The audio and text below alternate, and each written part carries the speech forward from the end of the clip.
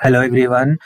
तो भारत देश का बजट जो है पेश हुआ और इसमें बहुत ज़्यादा डिस्कशन जो है हमारे पड़ोसी राज्य बिहार के बारे में ही हुआ। बहुत सारी चीज़ें उनको मिली है।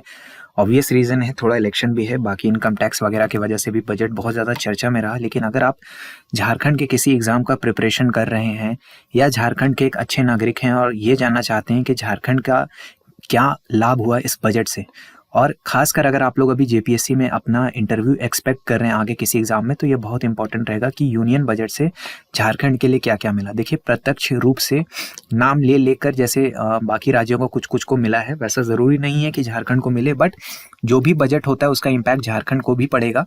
तो उसके बारे में हम लोग थोड़ा एक कुछ मेजर पॉइंटर्स को डिस्कस कर लेंगे ताकि आपका एग्जाम में जो है आपको हेल्प हो, और एक अच्छे नागरिक के तौर पर भी आपको ये सब बात अपने राज्य के बारे में पता होना चाहिए। ठीक है।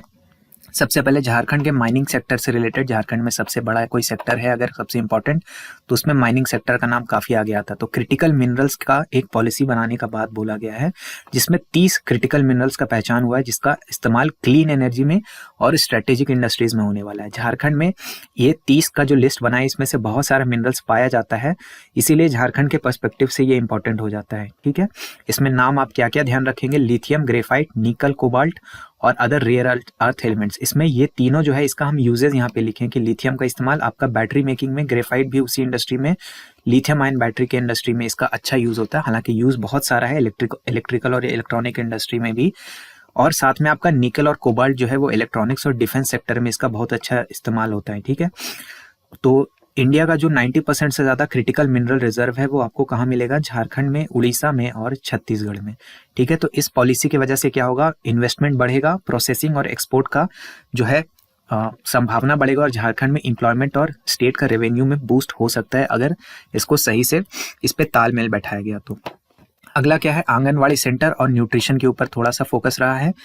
इसमें पोषण 2.0 इसका बात किया गया है। झारखंड में क्या है, 38,000 से ज़्यादा आंगनवाड़ी सेंटर है। ये सारा डेटा आपको बहुत हेल्प करेगा आगे अपने आने वाले एग्जाम्स के अंदर, तो इसको थोड़ा सा आप ध्यान में रखेंगे। ठीक है। स्टेट में क्या है, मैल न्यूट्रिशन का एक बहुत बड़ा इशू रहता है। ठीक है। मैल न्यूट्रिशन यानी कि सही न्यूट्रिशन ना मिल पाना। पहले एक टाइम होता था जब लोगों का पेट भरना भी एक चैलेंज होता था। हम लोग झारखंड में इस चीज़ को सुना करते थे कि किसी का भूख से मौत हो जा रहा है। भगवान की दया से और हमारे सबके मेहनत की वजह से ये प्रॉब्लम अब काफ़ी हद तक सॉल्व हो चुका है। लेकिन मैल न्यूट्रिशन यानी सही मात्रा में आपको विटामिन, प्रोटीन, मिनरल ये सब चीज़ मिल रहा है कि नहीं मिल रहा है, उसके वजह से मैल न्यूट्रिशन का समस्या बहुत ज़्यादा है स्टेट में। ठीक है। यानी कि 5 साल की उम्र के 45% से ज़्यादा बच्चे जो हैं वो अंडर वेट है। ठीक है। यानी उनका वेट जितना, वजन जितना होना चाहिए उतना नहीं है। ये रिपोर्ट है आपका NFHS 5 रिपोर्ट। ठीक है। नेशनल फैमिली हेल्थ सर्वे 5 का जो रिपोर्ट है उसके अनुसार। तो ये आप अपने एग्जाम में डायरेक्ट अगर कोई रिटर्न है इसमें कोट कर सकते हैं, और हो सकता है आपसे आप डायरेक्ट ये आंकड़ा भी पूछ दिया जाए अगर इंटरव्यू वगैरह में आप अपीयर हो रहे हैं तो इसको थोड़ा सा आप अपने साथ नोट करके जरूर रखिएगा। ठीक है। तो सक्षम आंगनवाड़ी और पोषण 2.0 का जो स्कीम है, इसके वजह से अर्ली चाइल्डहुड केयर इसके इजाफा होता है, और जो बच्चों का न्यूट्रिशन है जो कि आंगनवाड़ी से झारखंड में मैनेज किया जाता है, और प्रेग्नेंट वुमेन का जो न्यूट्रिशन है जो भी आंगनवाड़ी से मैनेज किया जाता है, उसमें इजाफा होगा। ठीक। क्रेडिट कार्ड जो है, किसान क्रेडिट कार्ड का जो स्कीम है उसमें एक्सपेंशन किया गया है, जिससे झारखंड के फार्मर्स को फायदा होगा। 3 लाख से इसका 5 लाख को लिमिट को बढ़ा दिया गया है केसीसी कार्ड का। तो अराउंड जो है राज्य में 14 लाख के अराउंड केसीसी धारी जो किसान हैं उनको इससे बेनिफिट मिलेगा। ठीक है। और झारखंड में आप ये डेटा भी देखेंगे, हालांकि डेटा थोड़ा थोड़ा वेरी करते रहता है, लेकिन लगभग 70% जो आबादी है एग्रीकल्चर पे डिपेंड करता है। हालांकि आप अलग अलग रिपोर्ट्स देखेंगे तो ये आंकड़ा थोड़ा वेरी करता है, इसलिए इस आंकड़े को उतना इंपॉर्टेंस नहीं दीजिए। मेन इंपॉर्टेंस है आपका कि लगभग 14 लाख जो फार्मर है जो किसान क्रेडिट कार्ड का लाभ उठाते हैं हमारे स्टेट में।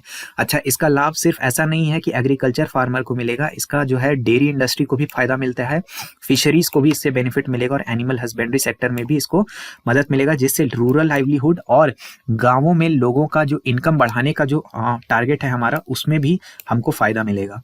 ठीक। अगला क्या है, तो हमारे बजट में बात हुआ है, जो बजट है उसमें ब्रॉडबैंड कनेक्टिविटी के बारे में बात किया गया है कि जो आपका स्कूल है और हेल्थ केयर सेंटर है उसको ब्रॉडबैंड इंटरनेट से कनेक्ट करना है। ठीक है।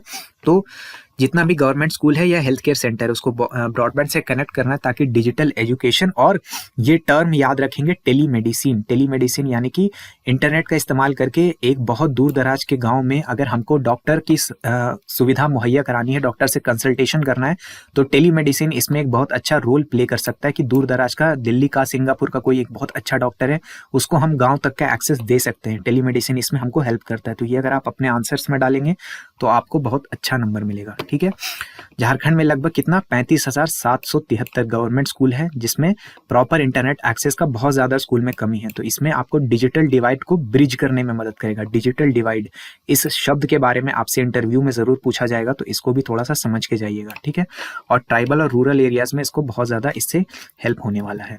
ठीक, अगला क्या है, 10,000 करोड़ का फंड बनेगा वुमेन और SC/ST एंटरप्रेन्योर्स के लिए। अभी ही गवर्नमेंट का, सेंट्रल गवर्नमेंट का बहुत ज़्यादा स्कीम आता है कि अगर कोई एंटरप्रेन्योरशिप करना चाहता है, स्टार्टअप सेक्टर में अपना करियर बनाना चाहता है और लोगों को एम्प्लॉयमेंट जनरेट करना चाहता है, और अगर SC/ST या वुमेन कैटेगरी से इन्वॉल्व आता है तो उसको बहुत ज़्यादा बेनिफिट्स दिए जाते हैं। ठीक है, तो इसमें क्या है, 10,000 करोड़ का जो फंड है वो एलोकेट किया गया है SC/ST और वुमेन एंटरप्रेन्योर के लिए। ठीक है, और टर्म लोन कितने का मिलेगा, 2 करोड़ तक का टर्म लोन मिलेगा। ठीक है, स्मॉल और मीडियम साइज बिजनेस को इससे बहुत ज़्यादा फायदा होगा झारखंड में। तो अगर कोई वुमेन है या SC/ST है, और झारखंड में आपको पता होगा जो ST एक शेड्यूल टाइप का पॉपुलेशन है लगभग 26% का है, तो इसके ऊपर भी सवाल आपसे पूछा जा सकता है कि झारखंड में शेड्यूल टाइप लोगों का जो उत्थान करना है, SC/ST का उत्थान करना है, उसके लिए गवर्नमेंट क्या मेजर्स ले सकती है, क्या मेजर्स लिए जा रहे हैं।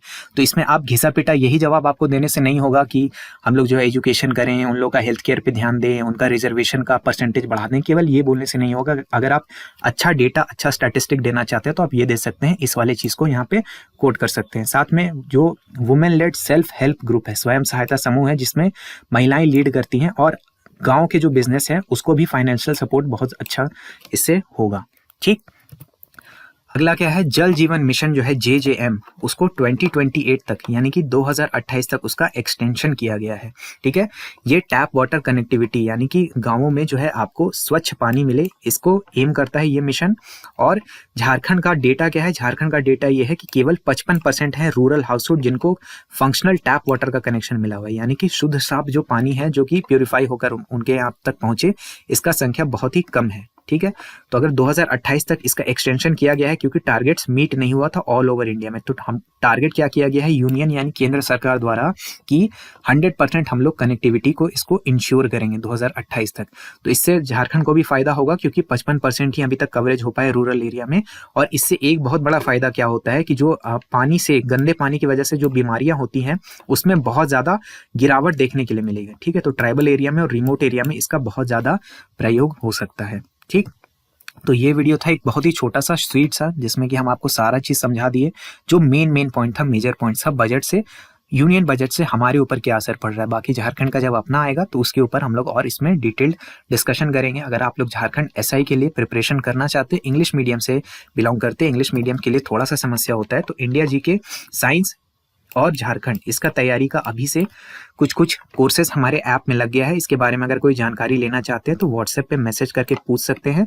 ये जो कोर्स है GK जीनियस बैच का, याद रखेंगे ये केवल कोई ऐसा कोर्स नहीं है कि आपको झारखंड दरोगा के लिए है, ये है कि आप इंडिया GK जो है कंप्लीट पढ़िए जितना आपको रिक्वायर्ड है। आप जब यहाँ से इंडिया GK पढ़ेंगे तो अपने आप को पाएंगे कि आप झारखंड का कोई भी वनडे एग्जाम है या फिर इंडिया का कोई भी वनडे एग्जाम है, SSC CGL मेंस तक के लेवल तक में आपको समस्या नहीं आएगा इस बैच को अगर आप ढंग से फॉलो करते हैं तो इंग्लिश मीडियम का ये बैच है, इसको आप चाहे तो जाके इनरोल कर सकते हैं। प्राइस बहुत ही ज़्यादा अफोर्डेबल रखा गया है, हमको लगता है हार्डली 400-500 रुपया से भी कम का इसका प्राइस होगा। आप जाए तो एग्जाम क्लस्टर ऐप में जाकर के इसको देख सकते हैं, इसका डेमो वीडियो सब वहीं है, और कूपन कोड ऑफिसर लगा लीजिएगा तो इसमें आपको मैक्सिमम पॉसिबल डिस्काउंट मिल जाएगा। ठीक है, व्हाट्सएप नंबर यहाँ पे दिया हुआ है, इस पे कुछ भी अगर आपको पूछना है तो कोर्स के बारे में अगर कोई जानकारी लेना है तो ले लीजिएगा, क्योंकि ये मैसेज हम नहीं देखते, टीम के एक मेंबर देखते हैं जो कोर्स का डाउट वगैरह ही लेते हैं। तो आई होप आपको वीडियो अच्छा लगा होगा। अगर वीडियो ठीक लगा तो अपने दोस्तों के साथ इसको लाइक करके शेयर जरूर कर दीजिएगा। मेरा नाम है ऋषिकेश, जय हिंद।